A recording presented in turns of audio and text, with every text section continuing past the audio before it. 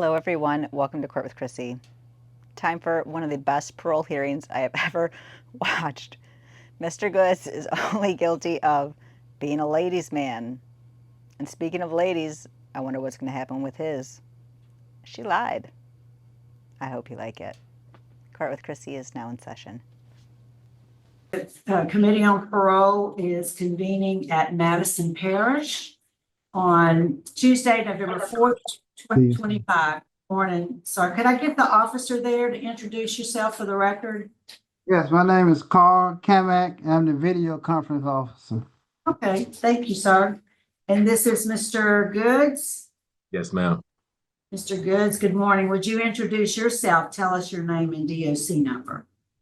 My name is John Goods. My DOC number is 482478. And you have counsel. Do you have Ms. Bridget Brown there with you this morning? She's not with me in person, but she's on Zoom. Yes, ma'am. Okay, She couldn't be here. Okay. And here we have Ms. Tammy Brown here with us in Baton Rouge. You want to enter your name for the record, ma'am? Yes, Attorney Tammy Brown here on behalf of Mr. John Goods. Thank you. And Chairwoman, this is Bridget Brown. I'd like to enter for the record that I am present. I am in Tallulah. I appeared at the prison this morning, an hour before this hearing was scheduled to start. The warden and two of his employees were very polite and they escorted me off the premises because they explained to me that they do not allow lawyers to be present next to the inmate while the parole hearing is going on. So they escorted me off the premises and explained to me that I could participate by Zoom, but I was not allowed. So I didn't not show up. And I wanted to be clear that my efforts, and I've done 1,000 of these hearings, I've always gone to the prison, sat next to my client and participated. This morning, I was not allowed to. Yes, ma'am. I appreciate that. And it's our understanding that Ms. Tammy Brown will be making a presentation. We'll ask her to do so shortly. Yes. The case was assigned to Mr. Barra, so I'm going to turn it over to him. You want to take her position? Now we'll put the exhibits.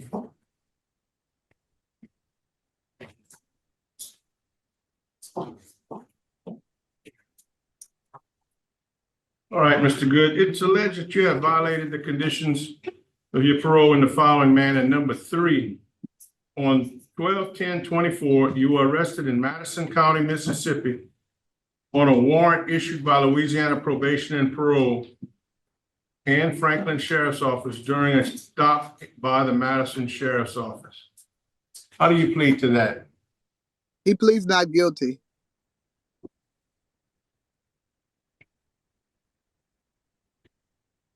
All right. Also, on or about November 2024, Franklin Parish Sheriff's Office issued a warrant for John Goods on the charges of rape, amended to domestic abuse, battery, second offense, and domestic abuse strangulation. How do you plead to that? He pleads not guilty.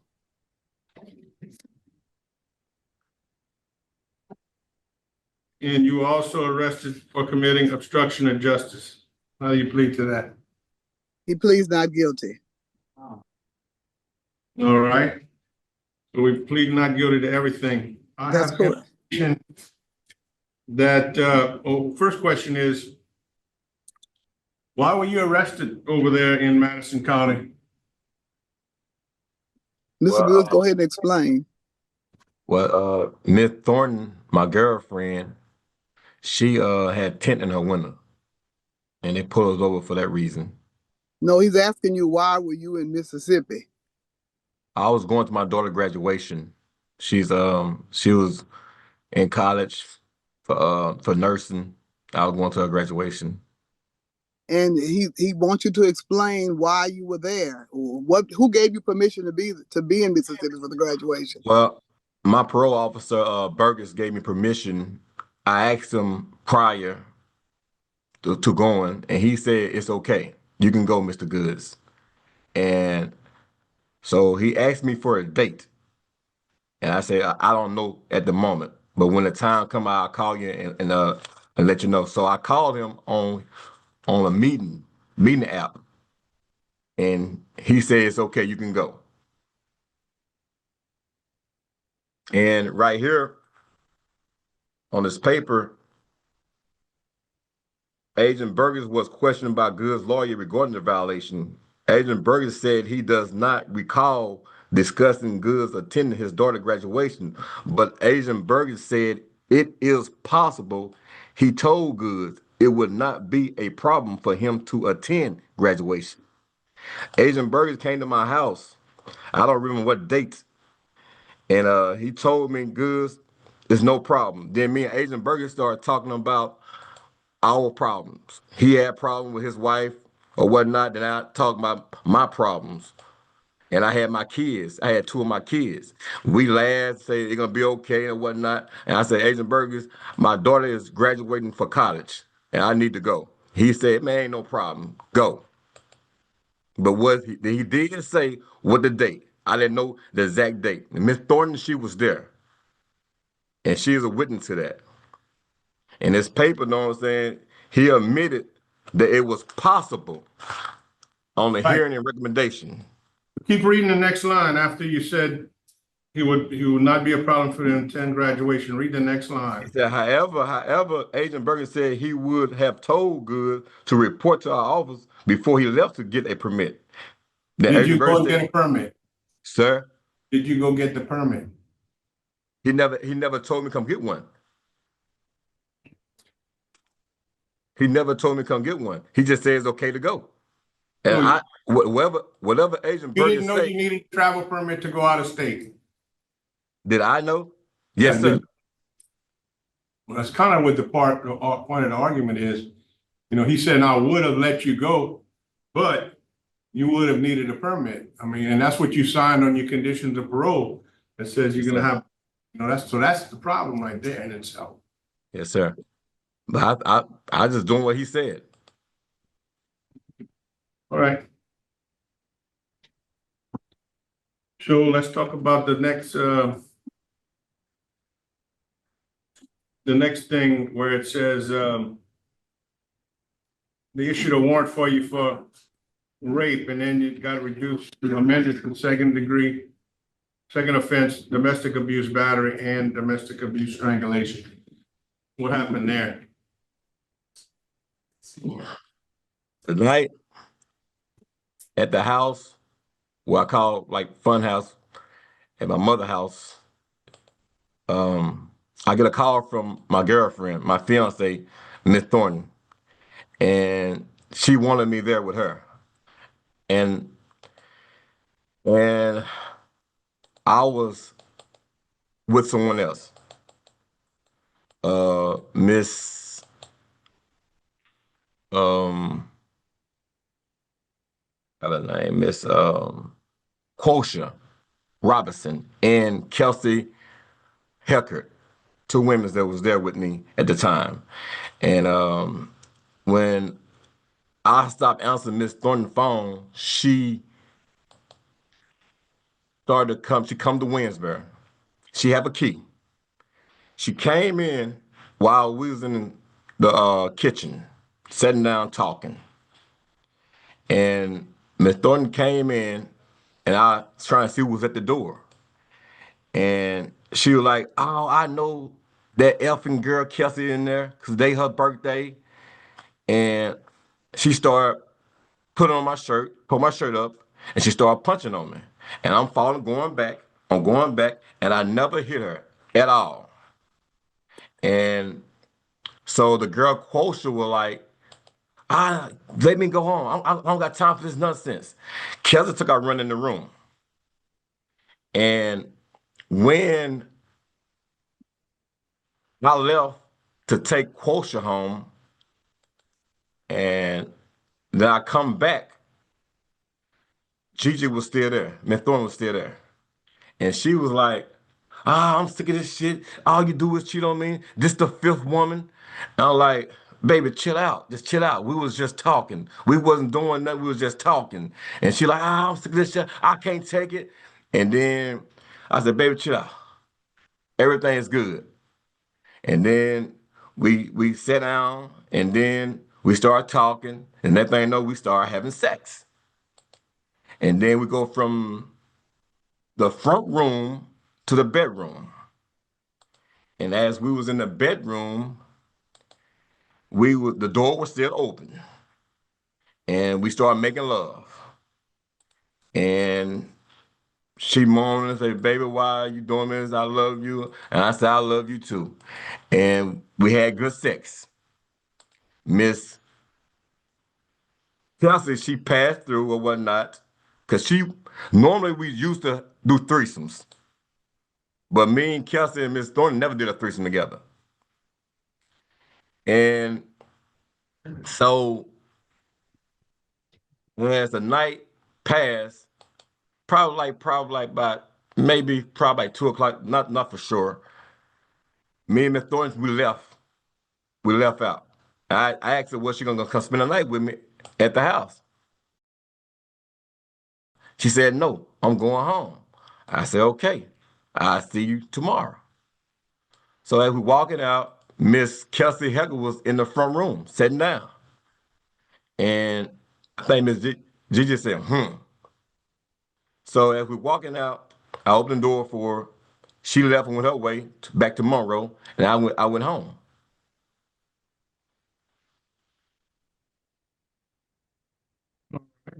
So you're saying that everything was consensual and Miss Thornton is lying about all of that?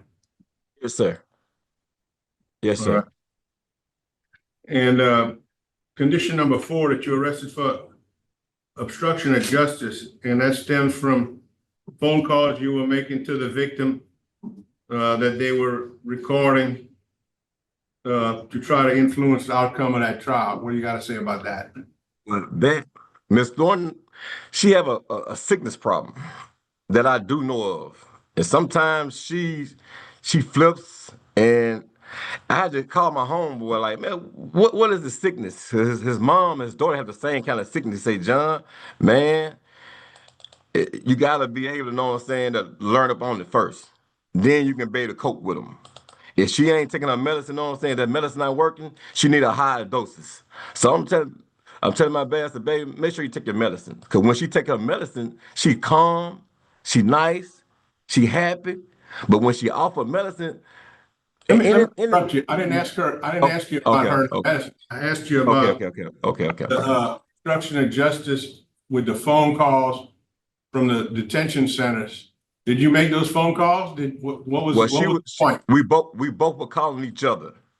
Yes, I called her at the time, but I was never told that it was no. I had a restraining order against her. I was told to after everything. When I was indicted, that's when they put I guess I never seen nothing of no restraining order. I never seen a piece of paper. No one never told me nothing about that.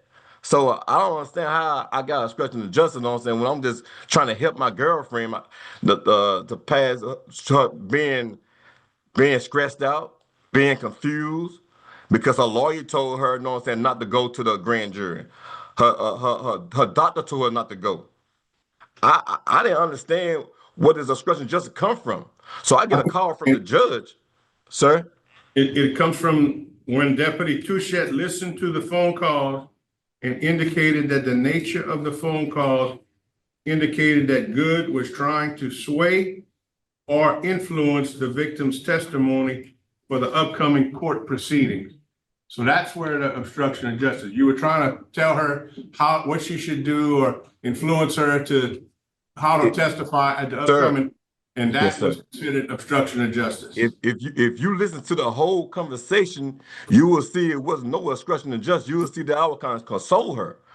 If you listen to every section of the tapes, and then they ain't only got the tapes, you know what I'm saying, where I told her it's gonna be okay, baby. You don't have to go if you don't want to go, because your lawyer already told you so. I was saying on that point, not because of me, because at that point, if you listen, it was another tape recording saying when her lawyer was on the phone, I told her, "Baby, just go." I said, "Go." I said, "Go ahead, tell the truth." That's what I told her. If you listen to all the tapes, I guarantee you, it was set up and designed to put me incarceration, at never time I was trying to stop her from going. Only to console her, sir and ma'am. Only to console her.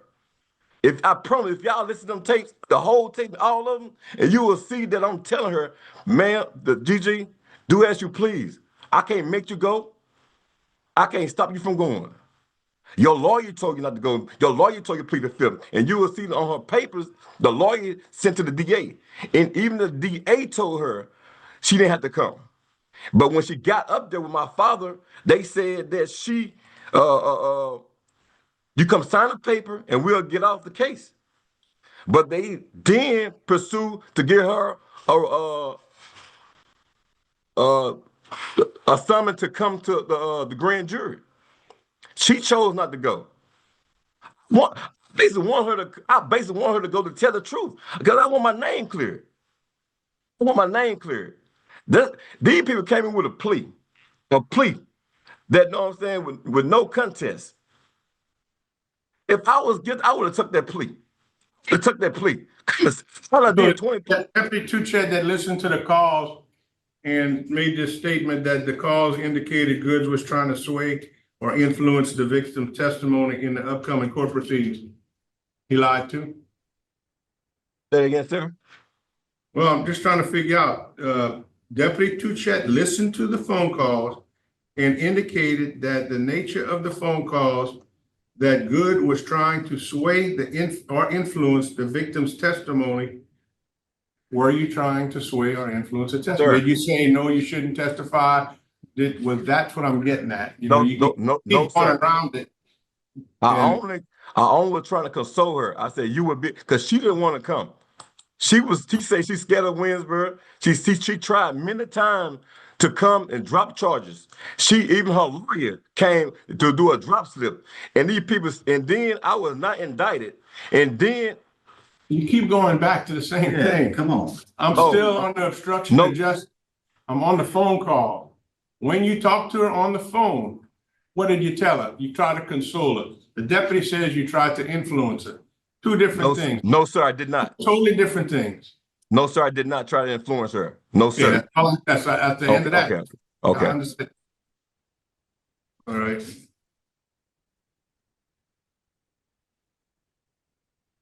All right. Did you end up getting found guilty at a trial for these charges?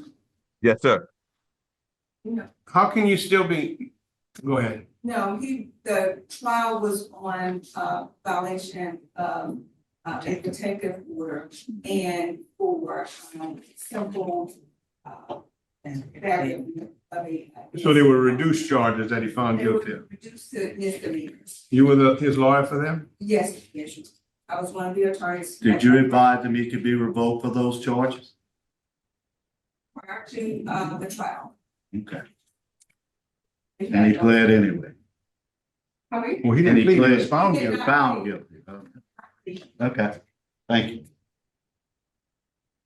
Okay, I don't have any more questions at this time. Let's hear from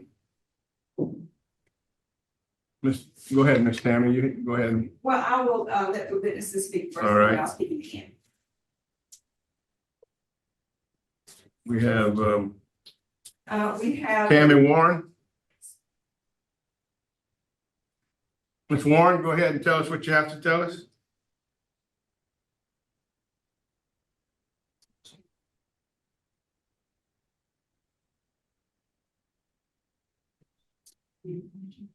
She needs to unmute. She needs to unmute her phone. She doesn't know she needs to unmute her phone. Okay. You can speak. Yes, I'm Tammy Warren. All right, would you go ahead and tell us what you have to tell us about Mr. John Goods? I'm a ex-co-worker of Miss Thornton.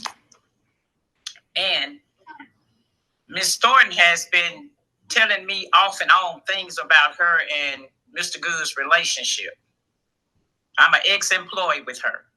And Miss Thornton will always bring their outside business to work. So I told her to discuss that at home. She looks up to me you know, and I tell her different things. So when all this occurred, she told me, she said, I'm going to help Lil John. I say, help him on what? What's going on? And that's when she permits to tell me about the rape. And I say, how do your man rape you when you stay with him? You know, and she was upset about that. And I say, why did you go to the hospital if you're going to help a person? Some lies are being told. And she say, I don't have a reason to lie. I'm just going to cut Lil John off. I say, well, do that and leave your outside business out. Then she go back and forth with me for a minute. We was at work. I was working with her at the time. And we go back and forth, and me and her sit on the phone and talk for hours. She was upset easily when he's go talk to other women's, or she can't reach him, or you see another side of her. Her whole personality changed when she can't get a hold of him. And I used to tell her, that's not the way to go, Gigi. She said, well, he's stressing me out. I said, you're stressing yourself. Me and her would have late night conversations. And she said, I'm going to help him. Now, this is what she told me. Then she'll go back into a state of mind and say, you know, hey, I'm just going to cut this off. So all of this occurred. And when, like I told her, if you're going to cut a person off, don't lie to cut them off. That's just not going to make it. Just cut it off. And she could not do it. She'll call me another night and say she caught him with another woman. She's seen him. She's not in Winsboro. She's not going back. And what she's not going to do, but she turn around the next day and do the same thing. She go back to Winsboro from work. She'd be late sometime coming to work, you know, from arguing and bickering. And I told her, I said, well, you stay in Monroe and leave him where he lives. But she couldn't do it. Ms. Warren, this is Attorney Tammy Brown. Did Gigi tell you that Mr. Goods did not rape her? Yes. Did she speak with you about going over state lines? She told me, yeah, she went on to the graduation. She said that she called me and said that they had arrested Lil John and that she went on to the baby graduation, which was his daughter. Did she tell you anything about her and her sister's plan of for him to go across state lines with her after he had a warrant, after she had put a warrant out for him? She didn't tell me anything until the day they got caught. And I said, well, why did they stop you? And she said the tint on her window. And I said, well, why would they question him about anything if it's your tint? And she said, I don't know. And I said, that don't sound right. Did she tell you anything about the affidavits that she typed up? Yeah, she told me about it. She told me before she did it. Okay, and what did she type up the affidavits to say? Do you know? I don't know what she said, but when she called me, she said about the affidavits. We spoke on that. And she said the attorney was charging her too much to do the work. And I say, oh, okay. I said, well, who did you go to? And she said, Manny, but they all wants to charge too much. I can do that myself. I can go to the library and do it myself. And she went on North 18th Street in Monroe and she did it herself. So she wasn't pressured to draft the affidavit. She typed it up herself. She typed it up herself. She said she can do it herself. She's not going to pay them all that money to do a piece of paper she can do herself.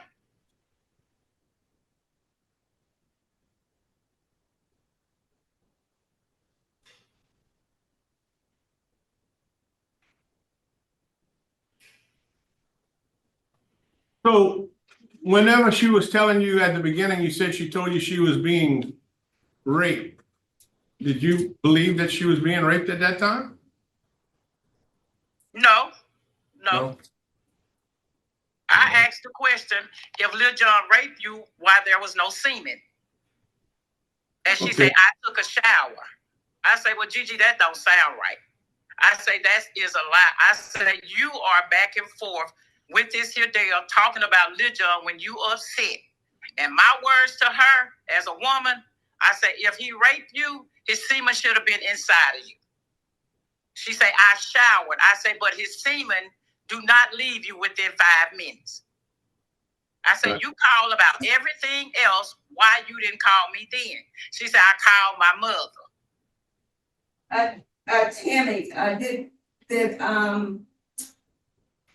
Gigi ever say that if she couldn't have Lil John, that no one would, and she would rather see him in jail? Yeah, she said she's not gonna play with him. She said, I'm not gonna play with Lil John. That was her main conversation at work. She's not, when I was employed with her, she's not gonna, play with him anymore. Then when I quit and I moved on to another job, and that's her words. And she said, I'm gonna stop playing with Lil John. I'm gonna show him. Do you know anything about her driving Lil John's father around and going to pick him up and bringing him with her court or to the courthouse? No, not Monday. She didn't discuss that Mr. John's father was with her Monday. She contacted me Monday and told me that she was going to court in Winsboro, that she had a subpoena issued in the mail. I said, you cannot issue a legal document in the mail, Gigi. I said, are you okay? She said, well, it came to Arkansas to my mother's house. And I said, well, if you live in Monroe, why would they send a subpoena to Arkansas? I said, they can't mail that document. She said, well, I got it. When she attended to, she said, oh, well, I got it. I said, okay. So we didn't argue about that. The only thing me and her bickered about was Monday. We're getting off the violation course right here. I pretty much heard everything I need to hear right from her. Let's move on to the next person. Ms. Kelsey Hecker. Good morning. Good morning. What do you have to tell us regarding Mr. Goods and what you know about the violations? I can say the only thing I could speak on is us being at the house, his family house, and me seeing everything that day. When we was at the family house, he had a girl named Quosha over there. I'm always there because if he need me to go somewhere, run and go, do for his son or something, I'm who he call on. I'm who he call on for anything, like to run to the grocery store, do anything for him. So I'm always at his house. And he had a girl named Quosha Richardson over there that night.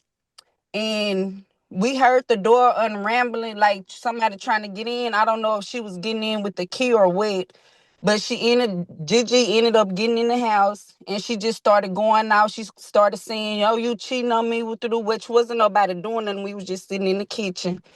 And she started pulling on his shirt, and he kept telling her to leave. She wouldn't leave. And this not the first time, this the second time that she done came and did this. He'll be like, Gigi, leave, just leave, or whatever. She wouldn't leave. So the girl Quosha Richardson, she wanted to go home, and he took her home or whatever. Gigi stayed there. I went in the back room. And when he came back, they didn't shut the room door. I came out the room door and walked down the hall. Gigi was on top of him, but she said that he raped her. How could you rape someone if you how could you get raped if you on top of someone? You moaning, saying, why are you cheating on me, and you love him and all that. So as I'm walking past the hall, I see all that. I go sit in the living room. Like a couple minutes come by, she come out. They didn't look like they had been into it. Like she just was happy that she had got the love from him or whatever. And she walked, I guess she didn't like that she seen me sitting on the living room couch or whatever. And she had walked by, she said, So he just let her out and she left, and that was that. Ms. Hecker, did you ever hear Mr. Goods threaten Ms. Thornton, or who you're referring to as Gigi? No, she was, when he made it back from dropping Quosha off, it's like she was happy that she had him back to herself. Like she wasn't on none of that. Like when she first came in and seen the girl Quosha in there, she like how she was flashing out. Then when he came back by himself, she was all calm and cool. She wasn't on nothing. She was lovey-dovey. Did you ever hear her say no, or that she did not want to have sex? No. Did you hear them tussling or arguing or any of that when they were in the bedroom? No. Did you hear him or see him pull her hair or any of those things, or hit her or anything? No, when she came out the room, her hair or nothing wasn't messed up or anything. It's like soon as he came back from dropping that girl off, she was lovey-dovey. It's like she was happy that she had him to herself again. It's like if she seen him with a female, she would flash, she would lose her mind. Like this woman would go crazy if he wouldn't answer the phone, if he wouldn't, she couldn't get in contact, she would just go crazy. But it's like when he came back there and she had him to herself, she was all calm. It wasn't no fussing, no fighting, no nothing. They was making love. All right, we'll accept that. Can we hear from Miss Tykia Ponder? Yes, sir. What do you have to tell us relevant to the charges and violations of? I We don't know. already established that they had sex. We've already established that it's questionable if it was consensual or not, but we still have the victim actually to hear from too. I don't know. Me and Gigi normally we talk on a daily basis. Like Okay. she vents to me, she's do all of this. We vent to each other at the. But me and her, we normally talk. And normally when she texts me about John Goods. She texted me about him, telling me how she missed him, this and that. She was wrong for doing what she did, or stuff like that. And normally, she'll call me, up on this hearing stuff. She let me know and told me what she was gonna do with this today and everything like that. But normally, like this, I don't know. What did she tell you she was gonna do today? She said she was gonna hold up. Let me go to it. Did she send you a text message? Yes, ma'am.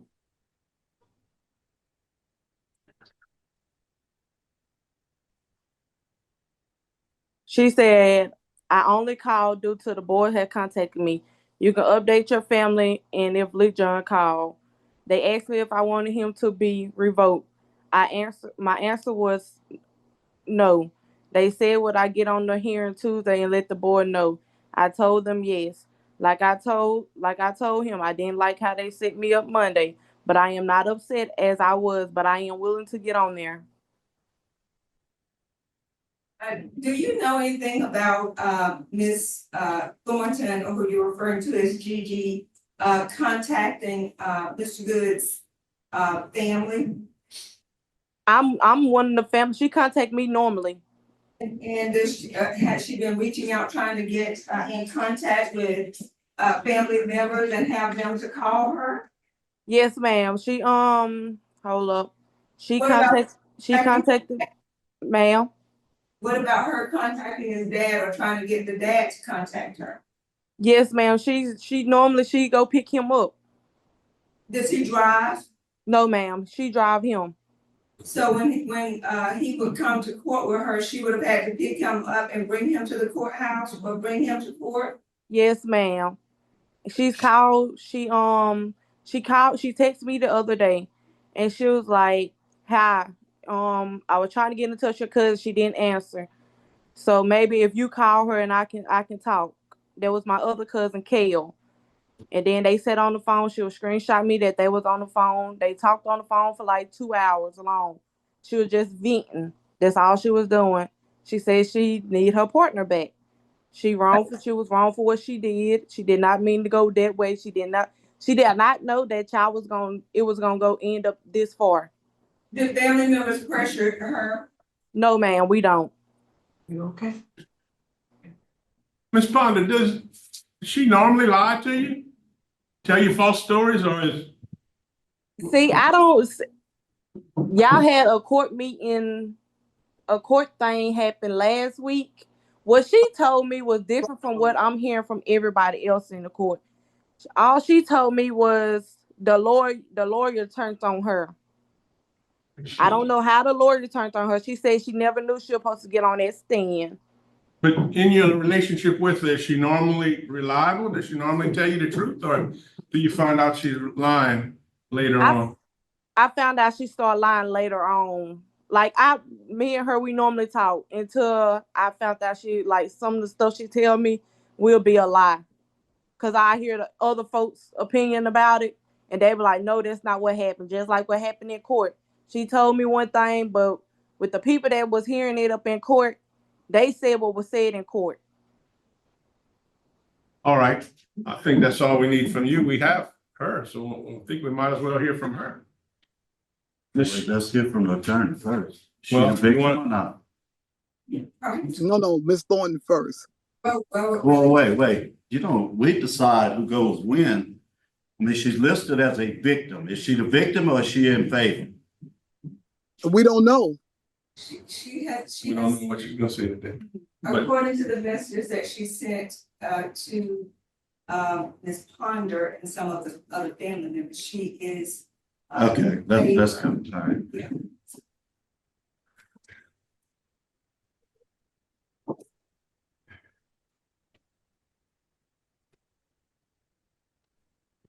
Ms. Shalana, Good evening. Good morning. why don't you go ahead and tell us what really happened? Okay, so basically, you have Tammy Gooding, you have Denise, TK, and you have the one that got cheated with, that I called John Goods with twice. So at first, I was going to get on here, and this is truthfully. All these people, including the lawyer. First of all, we went to court on Monday.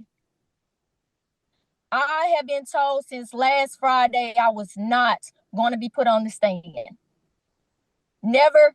I had a subpoena did come to my mom's address on October the 5th. I was there seeing about my mental challenged uncles. My grandmother has dementia. She's placed in a nursing home. So I oversee those two uncles. So I was there getting groceries, paying their bills for the month. When I was there, my mother called me and said, the mail carrier has a certified letter. I went and tried to find our route carrier. When I tried to find the route carrier, I couldn't find her. So I went back to the post office. My cousin worked there, but she wasn't present in the front of the building that morning. So the other lady basically told me, Shalana, here's the certified letter, but you got to sign for it. At that point, I did not know was the certified letter, where it came from, who it was from, nothing. So I had to sign for it. When I signed for it, I looked at it. It said Franklin Parish Courthouse. I immediately opened it. When I opened it, it was a subpoena. I contacted Major Wally, which was his best friend. That is the only person I have been talking to of 2025 for the last 4-5 months. If we're going to lie, we're not going to lie. We're going to tell the truth. All three parties of John Good's witnesses. So this is how this went. Monday, well, just starting the whole ordeal. Let me go from November the 13th. Yes, I have issues with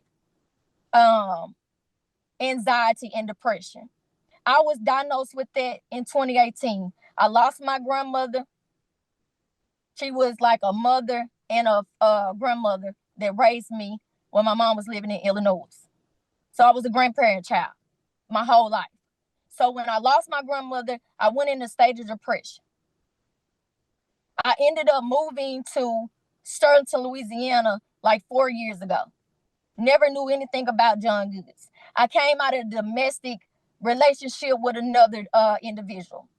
This individual was cheating, had people in my vehicle. I told John Goods certain things that nobody knew.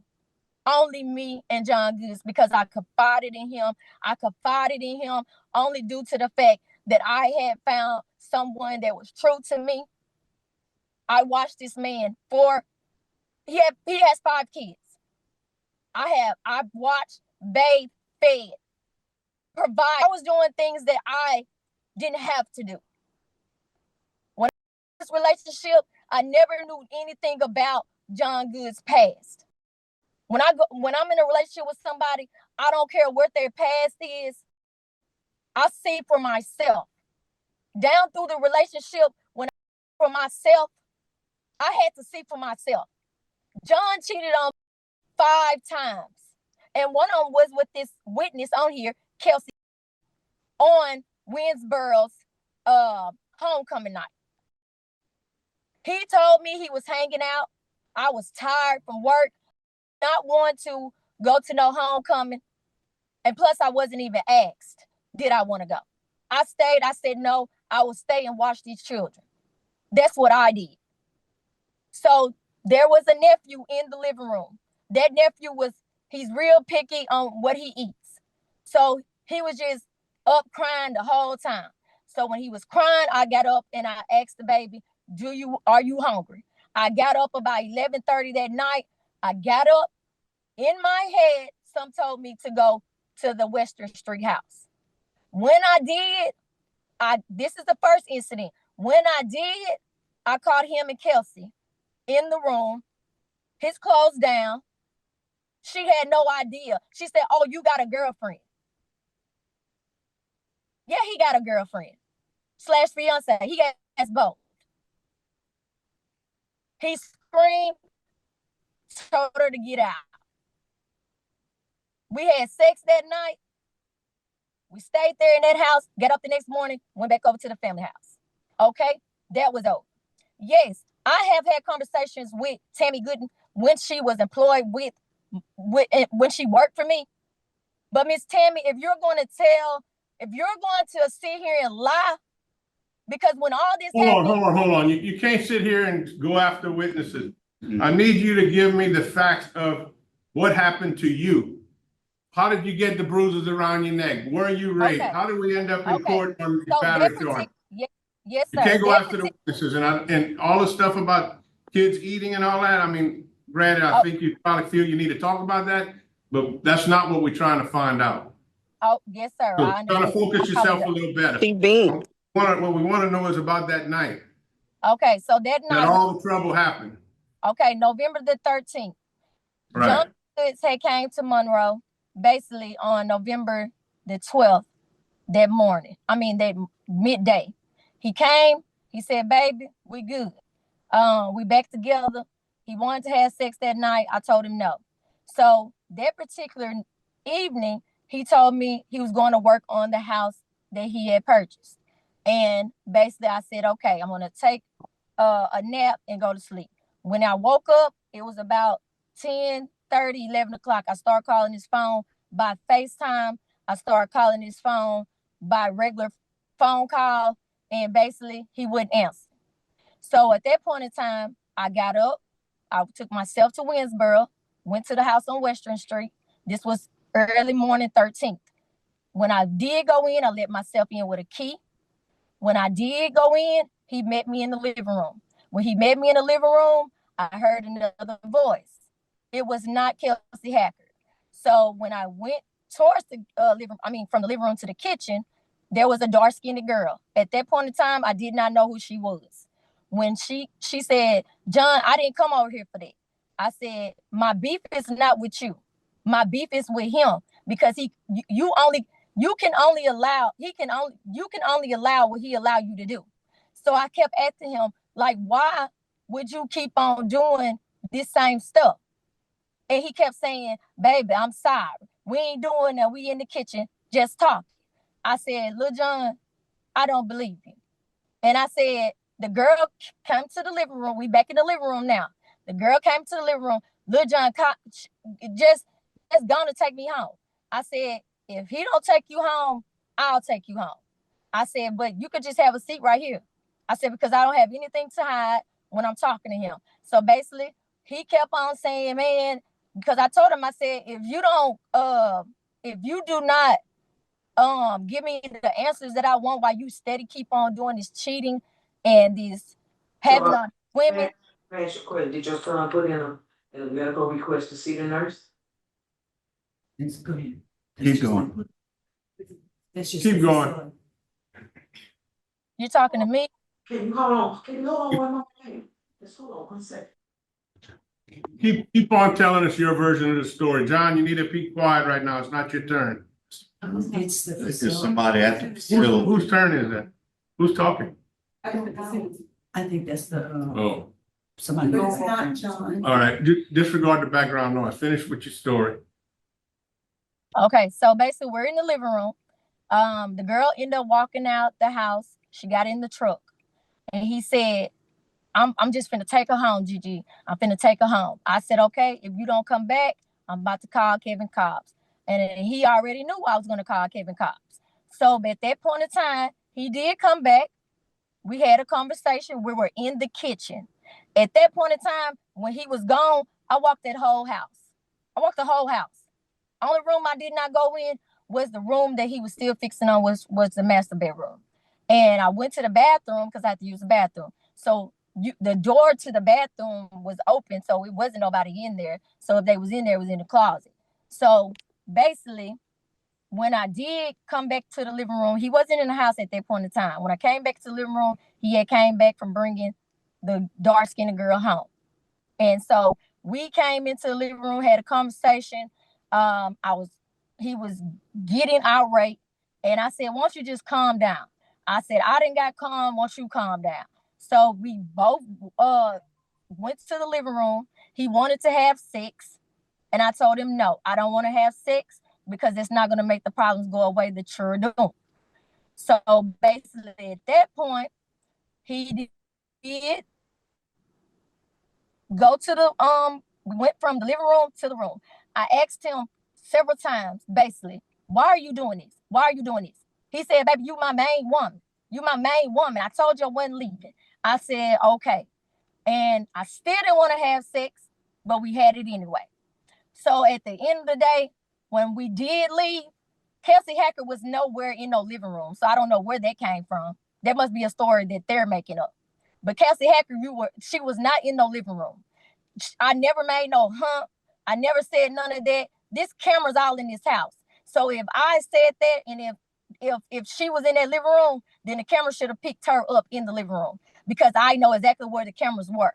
So at that point, me and John Goods only left that house. Kelsey Hacker was never in the living room. And we left. I followed him back over to the family house. And when I did watch and make sure he was parked, I drove myself back home. So we had a little tussle during that night. Now, I do have to be honest.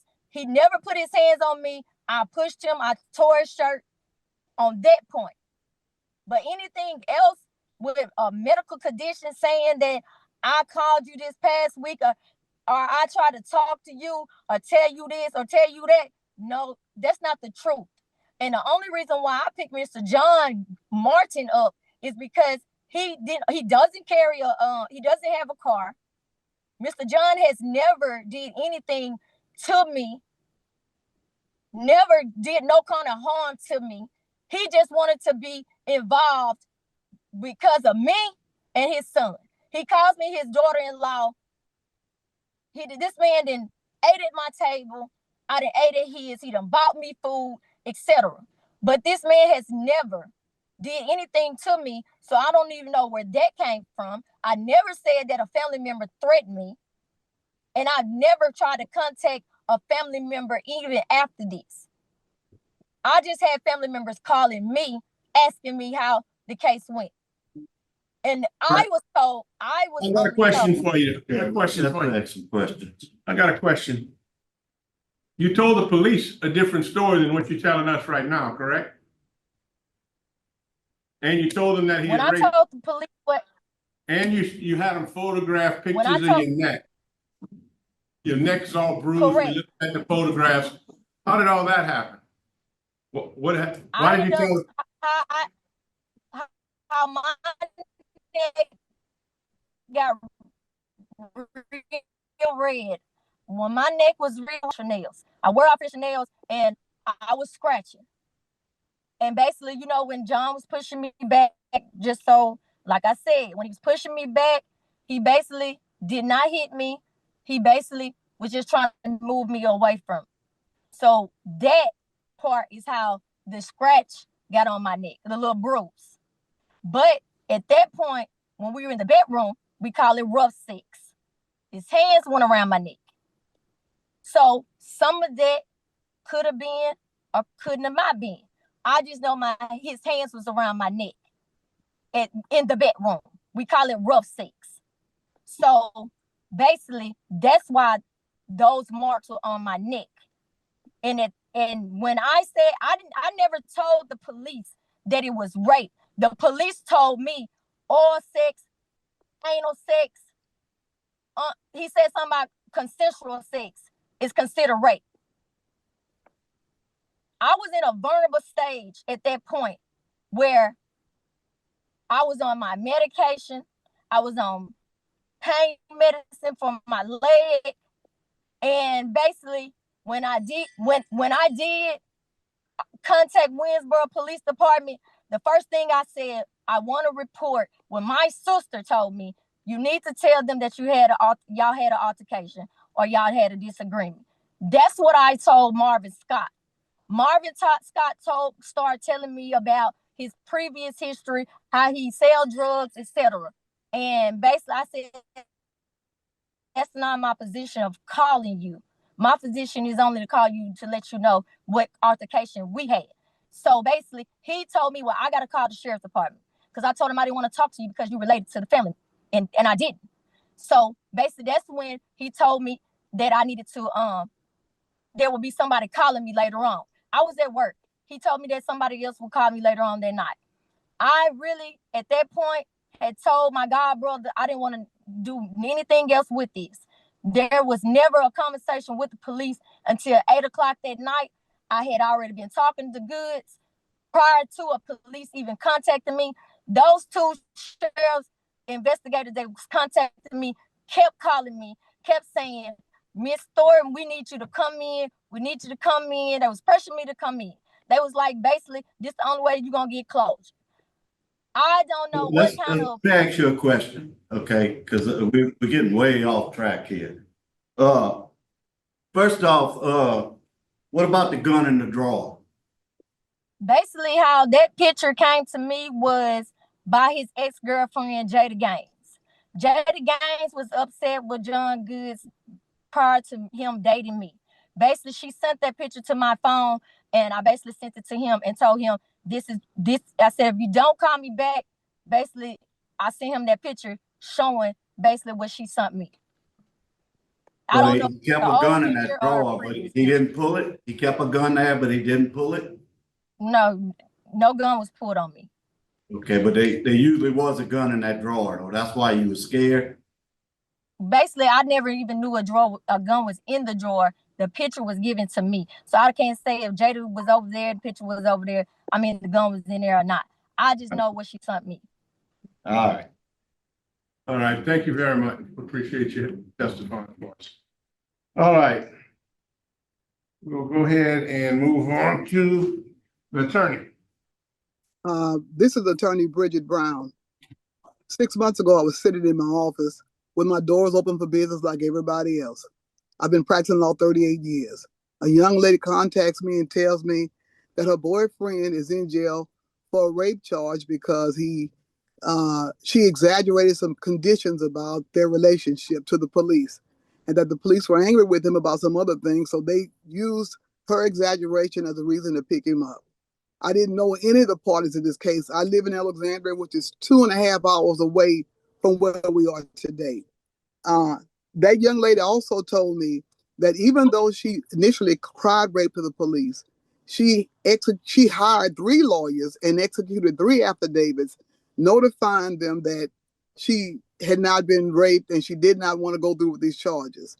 She even produced for me a letter from the district attorney's office where they said to her, if you don't want to proceed with these charges, please don't come to the grand jury proceeding and notify us that you're not coming. She didn't just notify them that she wasn't coming and she didn't want to proceed. She hired 3 lawyers who executed affidavits for her.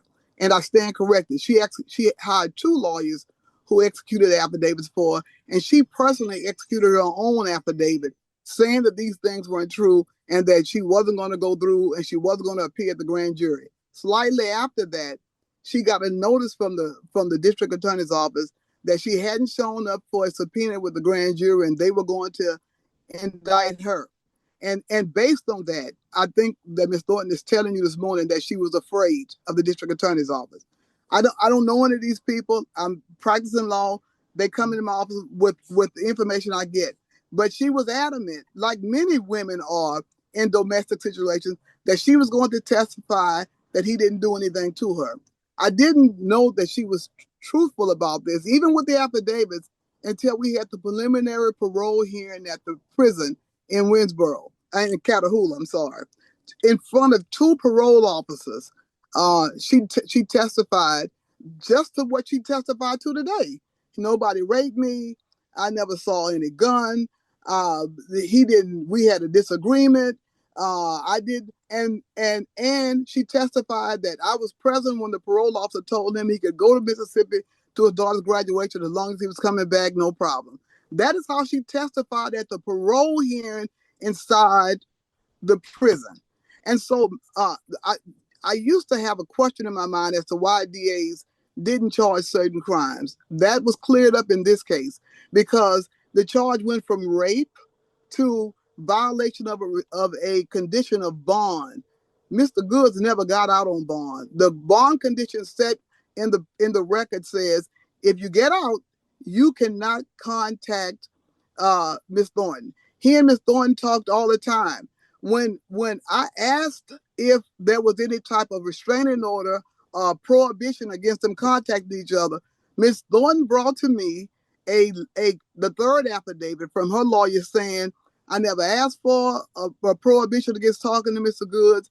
I don't want that to happen. I want to contact him. I want to talk to him. So imagine my sheer shock at the trial on this past Monday when she got on the witness stand and said that his family and I had threatened her and that we had made certain allegations against her to force her to not either appear at a hearing. I'm an officer of the court. I don't encourage people not to follow the law. I have practiced law for 38 years. My reputation stands for itself. So when she came into court and started explaining that she was changing her story back to what she told the police, she said, it's because you encouraged me to not come. You encouraged me to lie. I don't do that. That's called suborning perjury. So when we get to the hearing, the charge goes down from rape to obstruction of justice to violating a prohibition against contacting the victim if he gets out on bond. Mr. Goods has been in jail for 11 months. He has never bonded out. There was never there was no way for him to contact her except her calling into the jail. When we put that evidence on the stand from the officer who you named earlier, that I said, well, how can he get in touch with her? He's in jail. The response was he's in jail, and she's contacting him. And her story at that point was the family is contacting me and pushing me into changing my story. So the gentleman on to your left, Madam Chairwoman, who to your right, who said to you, well, we decide who talks here. You're correct. Let her talk. What is she going to say? I don't know. I don't know. I didn't know coming into this hearing this morning what she was going to say because I have had several different visions and different sections of the story. And because of these missed stories and changes in stories, the district attorney's office, the morning of trial, where I'm a trial lawyer. I'm prepared to pick a case and try a jury of 12 people who have to agree.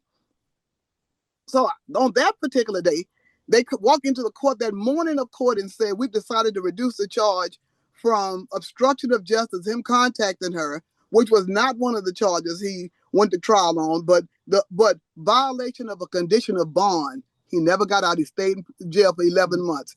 And so when the second one was he contacted her while he was in jail, and simple battery of a dating partner. She just explained to you that there was no simple battery of a dating partner.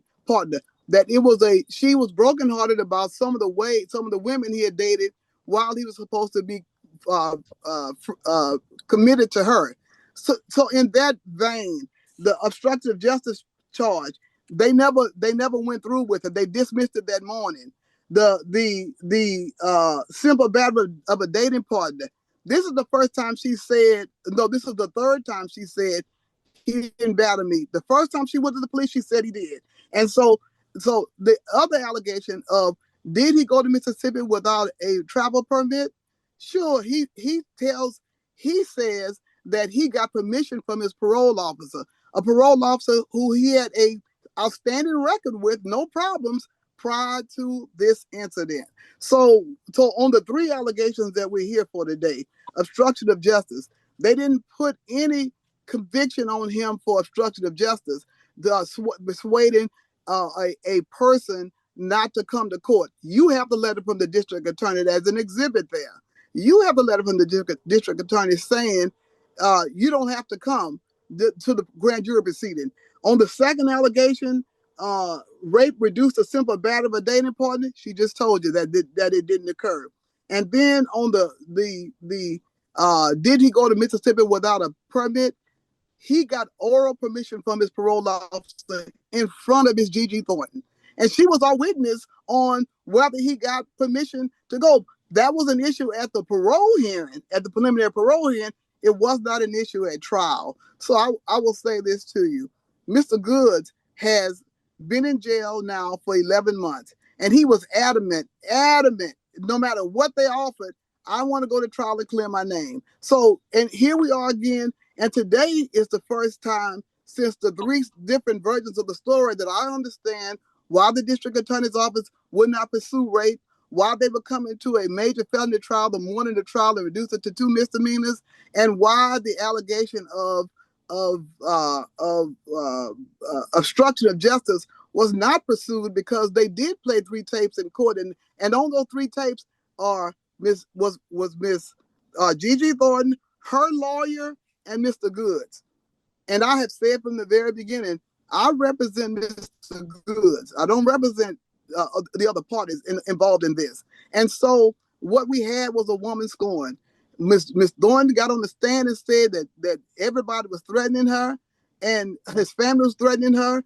My thought is, here are 2 exhibits with which we produced this morning showing she has contacted them consistently and incessantly.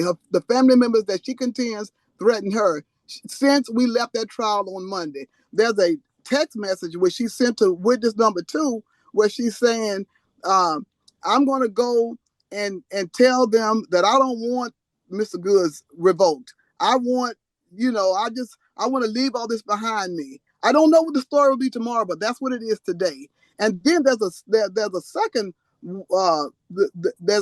thing there, a second text there, which proves everything that Ms. Thornton said this morning is true. There's a text where she says to him, you're not calling me back. I'm upset that you dealt with these other women. You would not call me back, but if you don't call me back in 10 minutes, you're going to see how I move. That was the most, and it was after the district attorney's office gave me that text that I realized, well, that's why they're not pursuing rape, because she's threatening him before the arrest. And in the car going to Mississippi, when they stopped her for her tip, Miss Thornton was in the driver's seat. He was on the passenger side. So there was no threat of harm to her, no obstruction of justice to her, no threatening of a dating partner. And for the record, Mr. Goods filed a motion to reconsider sentence. Now, this board is well aware that a felony trial involves 12 jurors. A misdemeanor charge, you're only allowed to have a bench trial. And so we were trying as best we could to avoid a bench trial because I wanted to be able to present all this evidence before a jury. When you get to a bench trial, the district attorney's office only needed the judge to find him guilty of something so we could come before this board, which we've been trying to get to for months, to come before this board and explain he didn't do anything to Ms. Thornton. And for 11 months of his life, he's been there. To that extent, I filed a motion to reconsider sentence. The day after, I filed a motion for a new trial, a motion to reconsider sentence. I cannot file the notice of appeal until the judge rules on the motion to reconsider sentence. But we have the motion to reconsider sentence. The stamp copy is going to let you know he plans to appeal and clear his name on these 2 misdemeanor charges. We're asking this board to give him the same sentence that the judge gave him. You've been in jail 12 months, Mr. Goods, because this all happened November 10th of last year. He was arrested. You've been in jail 12 months. I'm going to give you 6 months on the first misdemeanor, 6 months on the second. and you go down to the parole board and take your chances. So as I said, we're asking this board in our position paper, we ask this board to give him 9 months on everything with credit for time served. So this matter can be placed behind Ms. Gigi Thornton and Mr. Goods. Thank you. All right. Anybody else has any questions? I move for an executive session. All right. Okay, Byron, yes. Renata, Yes. Freeman. Yes. And I think we go back into regular session. Second. Yeah.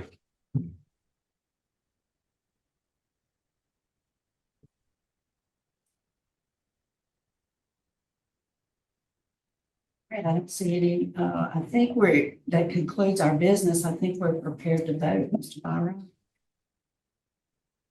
All right, Mr. Good. Today I'm gonna vote to not revoke your probation. Parole. And I'm gonna add a special condition that you complete anger management, batterers intervention, those type of programs once you're released. And that you have absolutely no contact with Shalane Thornton. Cannot go within a mile of. Yes, sir. Mr. Freeman. Thank Okay, I'm gonna concur, but stay away from the victim, okay? Yes, sir. First off, I think it's nothing but trouble for both of y'all. So y'all Yes, sir. stay away from each other, and you spent a year in already, so my vote is also not to revoke. Thank you, sir. All right, Mr. Goods, this has been very complicated all the way around. You did plead to, no, you didn't. You were found guilty of criminal activity. I'll say that. But I don't find that Gigi's testimony at any point in this whole thing is credible. So I do agree with my colleagues. You've been in jail almost a year. So my vote is do not revoke. We'll issue you a reprimand and add the special conditions that Mr. Barra went over. Thank y'all. So, Thank y'all. Thank you to each board member for hearing us.